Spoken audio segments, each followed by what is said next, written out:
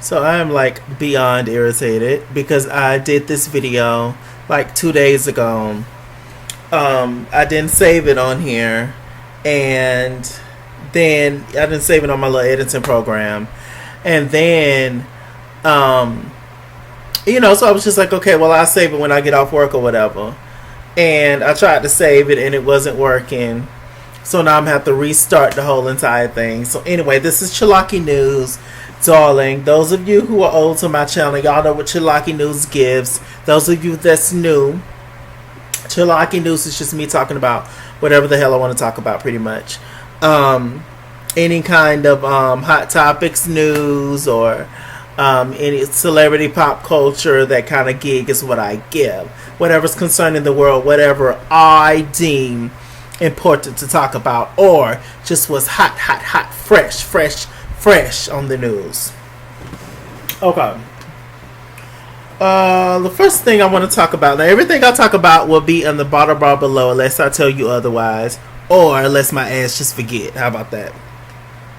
But usually I'll be on my ish with the link, so y'all can check it at y'all own time.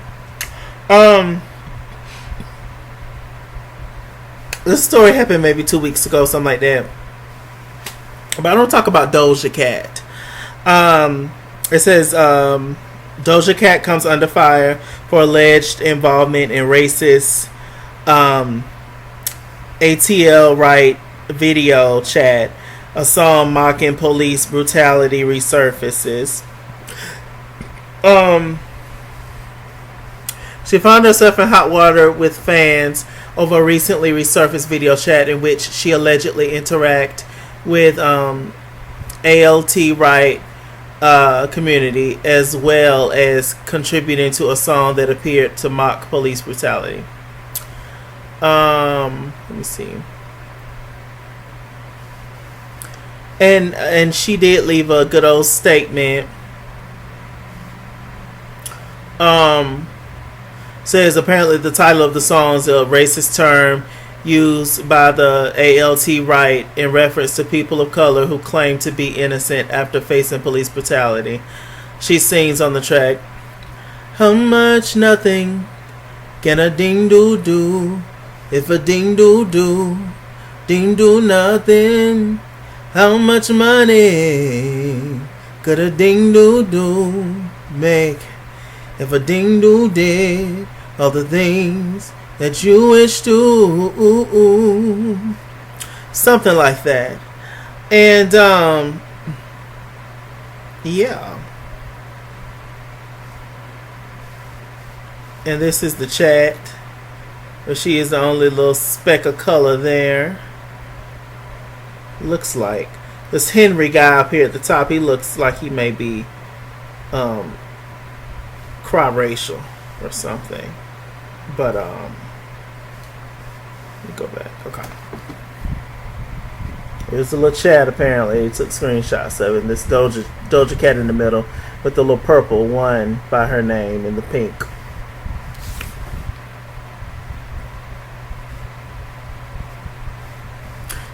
People talking about she's canceled, blah blah blah blah blah. Child, I know people still fooling,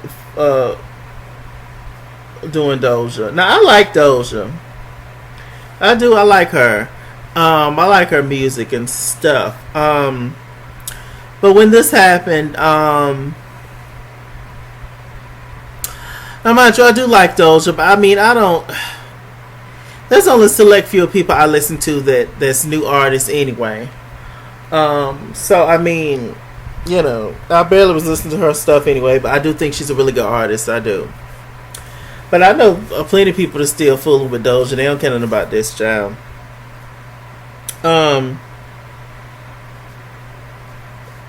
Now she did issue an apology.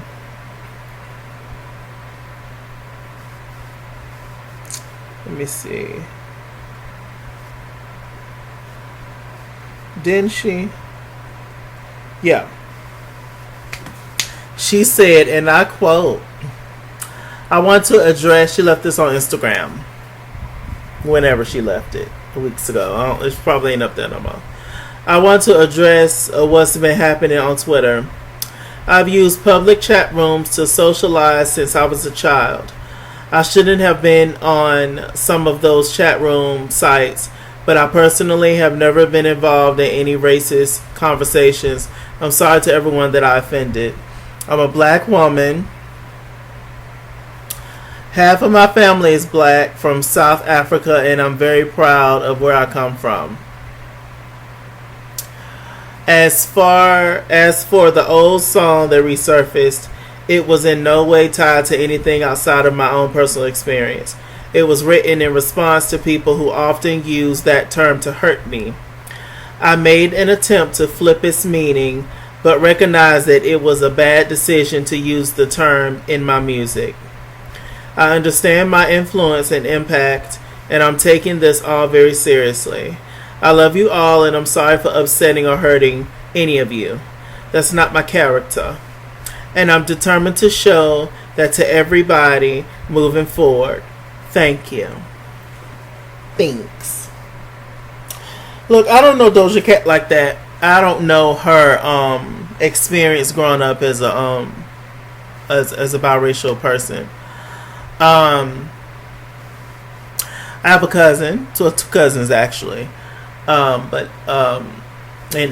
one is the mother and one is the son. But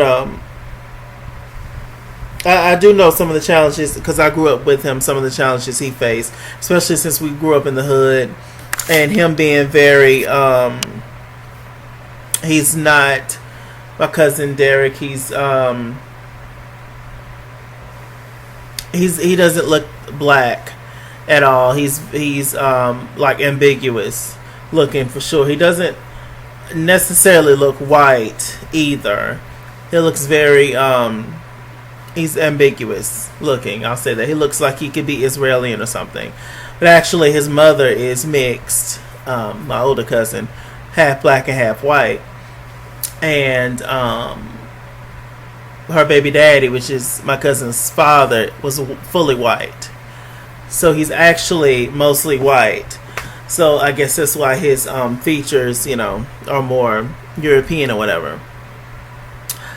But yeah, he definitely faced, a lot of tough times and stuff, and it's look, I don't know what it's hard, what it's like to grow up and be a biracial person, or to possibly have one side of your family that maybe don't like you or maybe don't care for one half of you, whether it's your father that's black or your mother that's black, because we see that all the time still to this day.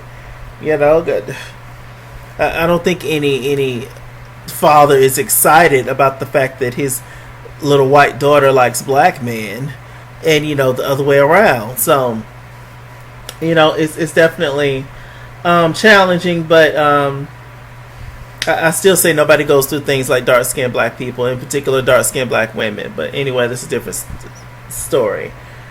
We all have challenges as people of color. We all go through things. But one thing I just want to say is this. This is 2020. When are we going to allow biracial people to be biracial? Why do we keep forcing biracial people to pick a side when they're both? That it doesn't make sense. Would you pick one side of your family over the other one? I'm not talking about if you personally have any issues with them. I'm just saying it doesn't make sense to say, oh, I'm just picking my black side, so I'm black, so forget my white side. Oh, I'm just picking my white side, because I relate more to white people, so, that's it. It's like you're both.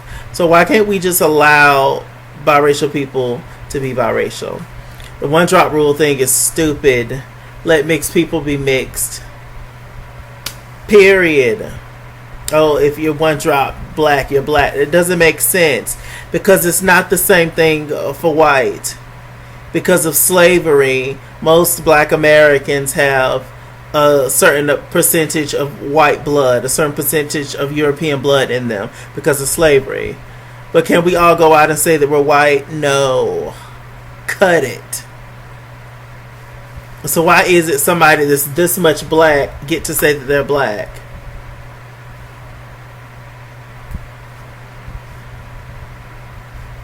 Like, come on now.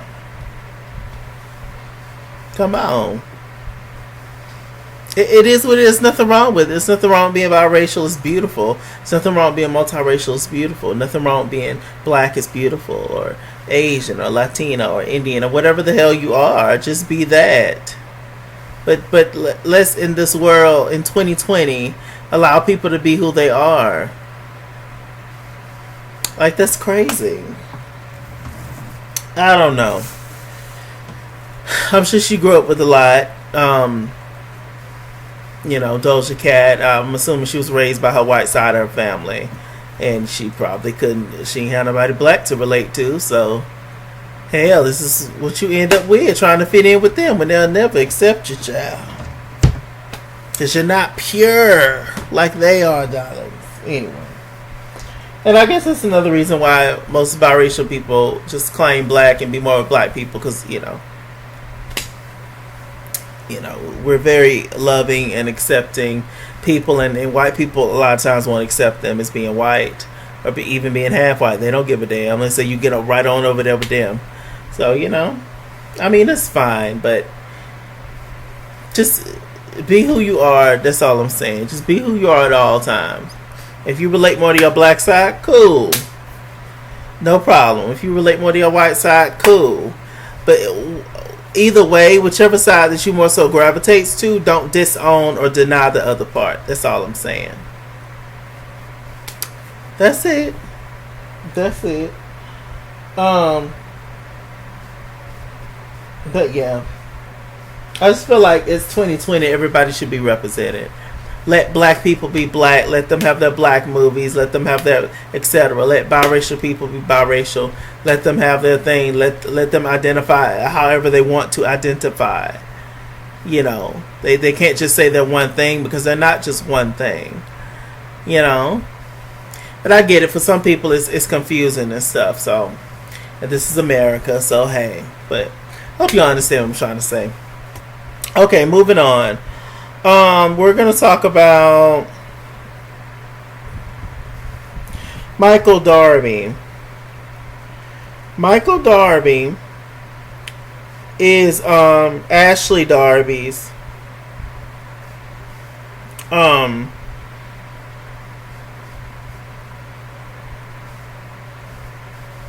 husband.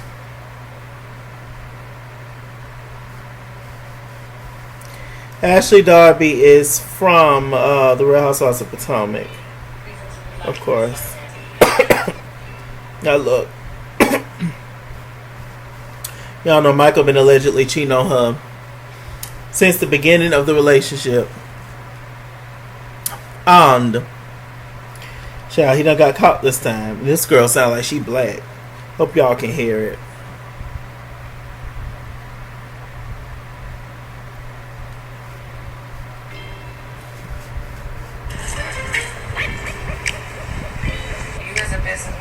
So yeah, I have a reason to be like this. Like, had I had known this, I wouldn't even be saying. Yeah, because you needed a room. We can't go to your house. I just said we can't go to your house. I never heard of it. I don't know who he is. You dated? How long you dated? No, I swear to God. You went out like 2 or 3 times.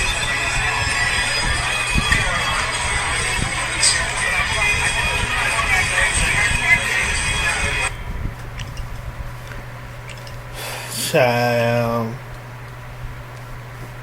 Men, women, dogs, cats, frogs, lizards. It don't matter. He gonna stick it. Damn, Ashley, girl. What is... Ashley, I don't care how good you can read. I don't care about none of that, sis. You will always be the clown of the show as long as you stay with this man. This man don't give a damn. You done sat here and had that man's child that looked just like him. And allegedly he's still out here doing stuff. Girl, you are the joke of the day, the donkey of the week, the moose of the year. Child, please. Allegedly. I can't wait for Real Housewives of Potomac season to start. Don't know when. They just say the summer, so hell, I don't know. What else I'm gonna talk about, child? Amanda Seales, child. Amanda Seales, she says her contract is up at the Real, and she did not renew it. She did not. Now I thought that on the Real that they had 3-year contracts or something like that, at least a year. But no, she said that she did not renew the contract. Now, she said that she didn't renew her contract because it just didn't feel right to her soul to still stay there and to stay at a place where she could not speak to her people and be herself. Now I have found out that apparently at some point one of the main producers, I guess, or whatever, on the show, she was a woman of color, but then they got rid of her and put a white woman in place. And the white lady was there when Tamar was there as well, and they said her and Tamar couldn't get along. And now allegedly they saying that her and Amanda couldn't get along. And it just looks like this lady has a problem with strong black women. Somebody with a voice, and they want somebody more passive like Lonnie, and somebody and Tamara, and somebody that is just do whatever they say. But I've been said that I don't see the point of Amanda being on the Real. I've been said it doesn't taste good in my mouth. It doesn't make sense. I do like Amanda. I think Amanda is very important for the culture, for the world. But Amanda is the kind of person that needs her own show.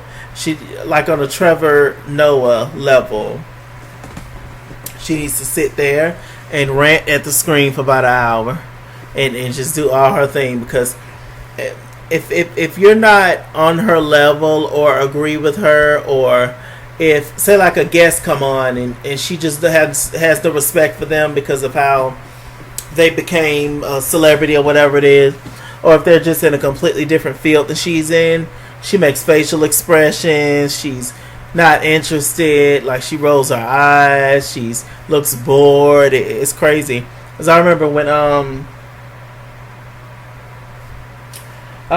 New York was on The Real, and I remember just how she was being shady towards New York and making comments, and I was just like, Amanda, girl, like, I understand it, but this whole show is not about being serious all the time. It's not. They did not market themselves after that, The Real. And I think she need to be on The View, or like I said, have her own show where she could just talk about serious topics that affect us all the time, and she's not the most pleasant personality. So I mean, I could definitely see multiple reasons as to why one would not care for her personality. You're speaking facts, and you're doing your thing. You're very passionate, and we love that.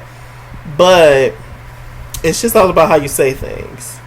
And although I might not take offense to certain things she say, I know how easy it is. I would understand why somebody would take offense to what she said, because it's how she says them, So, wishing Amanda the best, child. Amanda gonna be all right though.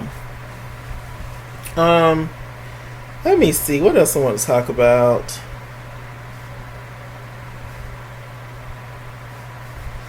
Oh, it's just popped up on my phone. Shouts out to I Am Eloho.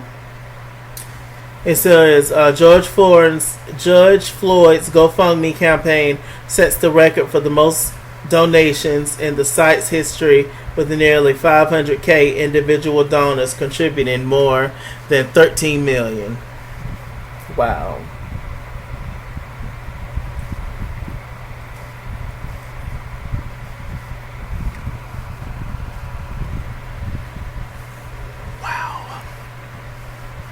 Coins in the bank. Coins in the bank. Okay, the last thing I wanted to talk about was Khia versus Bobby versus Trina. My God. What a mess. What a mess, you know. Trina, she did the whole stank walk challenge, and up on the screen, they had Khia's name, and basically it's just like, what would you do if this person was here or whatever? And she started taking off her earrings. Y'all know Khia was gonna get wind of that. She read her down, and then Bobby Lights, in true Bobby Lights fashion, he jumps in and defends Trina. And it's just a mess. So I'm just gonna play a few clips of them roasting each other. Now first it's gonna be Khia roasting Trina after she made the TikTok, I think. As the Rose, aka Trick Daddy No Dollars, was gonna break the internet and did nobody watch. Bitch, we the people say you didn't break the internet, bitch, you just broke. You penniless whore who ain't broke shit and ain't sold nothing, trying to battle with TWD and them old ass tired ass songs y'all got together, child boo. Nobody's buying them, bitch. So now you wanna try to do a TikTok pretending you wanna box. Bitch, in your 365 years, dog years that is, of living, ho, who have you ever fought? I wait, acting like you want to throw hands, and you ain't got not damn battery charge. Gag, let's talk about the order, bitch. You was running then and you running now. Okay, just like you was running from that challenge, I bet you won't. Gag, let's talk about the order. We the people say, run that record and let's see how many assault charges you got. Not then, ho, just assault with a deadly pussy. You done killed and shot so many niggas with that girl. Honey, them probably the only charges you've ever had, bitch. We the people have never seen. Lord have mercy, no. So anyway, Bobby Lights, child, he decided to get on Instagram. He had on a whole robe, everything, to read Miss Khia Shimon. And this is a little bit of what he said. I mean, you know, the protesters, animals, Shouts out to Lovely and everything T. else in social. She was just not funny. Docket. Roasting. He was just talking about like her child abuse and her being raped and molested. Like, I'm like, when did all that turn into, you know, fodder? It was just weird. It was a weird 7 minutes and it was just not funny. I'm going to go ahead and play you guys some of this right now. Y'all go ahead and check it out. Today on the docket, we have Khia, aka Miss Florida Gator Swamp Monster. We the people summon you to a reality check and fact sheet. Khia, in fact, is not a Florida native, and unless you are one of her miserable diehard fans, you wouldn't know that she was in fact born in Philly. Unfortunately, she had a rough upbringing, as her mammy was an infamous prostitute. It got so rough for Thug Missus at times, she would experience a lot of her mammy's dates. While she was in the front seat, her mammy would be in the back seat performing sexual acts, and poor Khia was subject to all of it. Speaking of poor, during her time in Philly, her and her mammy were homeless. Ain't nothing wrong with that, but eventually an olive branch was extended by a lovely woman by the name of Mrs. Donna and her family back in Tampa. That's enough, child. He went on to basically read Khia's whole life, apparently, allegedly so far. Y'all, if I keep closing my eyes, it's because I'm trying to keep them open, child. I'm tired as can be.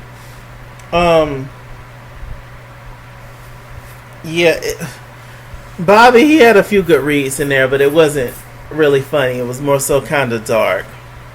So then, of course, after Bobby left his statement, Khia had to come right back out and give hers towards Bobby. Face melting like the wizard from Wizard of Oz. Motherfucker looking like the Walking Dead, like you still ain't took your goddamn true father. In that goddamn Lonnie Love room, bitch. The motherfucking room was big as Lonnie Love body, motherfucker trying to goddamn read. Motherfucker, you need to put an N95 mask on that bussy and stop getting the people sick. While you trying to read the Queen with all them goddamn lies and stories you was telling that tired ass motherfucking read, bitch. Wearing them motherfucking knee-highs, bitch, over from the back, trying to show the world them anal warts all on your motherfucking ass, bitch. You okay. Y'all know what Khia gives. Y'all know what Khia gives. My lord. Then she read Trina again. Y'all ain't got no motherfucking dirt on the motherfucking Queen. That's the only thing that you could try to come up, call yourself reading the Queen. We the people say gag. If you gonna roast, roast, but don't tell lies and rumors. Let's not be delayed.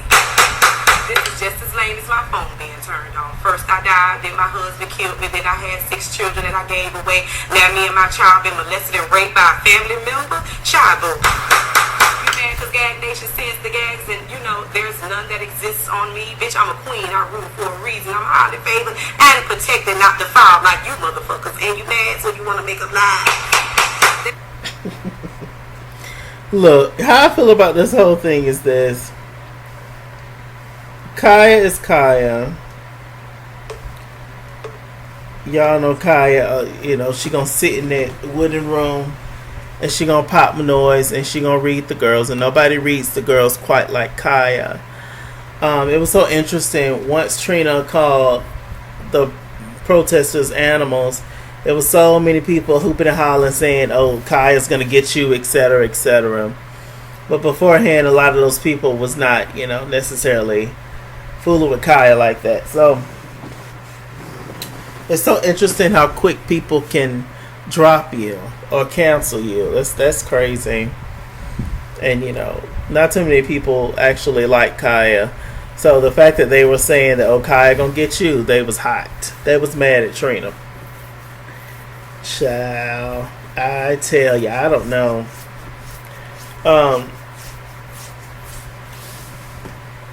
I wouldn't have even responded. I guess Trina just got tired. See, it's this quarantine. Everybody's sitting in the house. Trina had time for the BS. She was just tired and irritated. And, you know, that's what happened.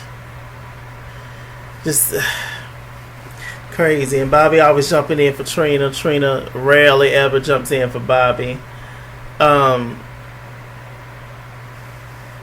It's just crazy. It is. Will they get over it? Probably not. But we're gonna. It's at our entertainment for sure. I say that Khia has a lot of issues with her, but she's a reader and her music is lit. I ain't even gonna front. So yeah, what do y'all think about Khia versus Bobby versus Trina? And I understand everybody has feelings. They probably tired of Khia reading them every week, every docket, I'm sure. But yeah, for certain things like that, you respond and they gonna do nothing but just escalate. And Khia ain't got nothing but time on her hands, child. With that said, I'm Mr. Chalaki. Mr. Chalaki on Google Plus. Follow me at Kingswell on Instagram and Twitter. At Kingswell89 on Snapchat. Chisky on Facebook. Mr. Chalaki on Cash App and PayPal. And as always, run me my money or run me my fade. Run me my money the way I get paid. Stay black, stay tuned, and I'll see you guys later.